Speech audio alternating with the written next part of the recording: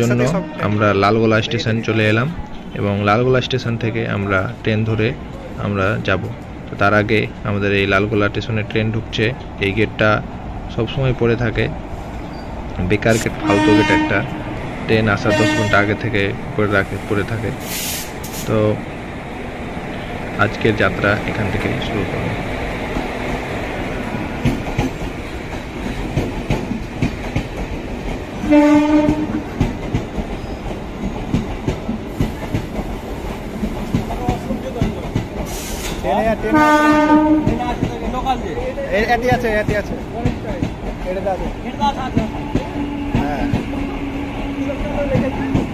এটা হাই, এটা সিসিটিভি আছে।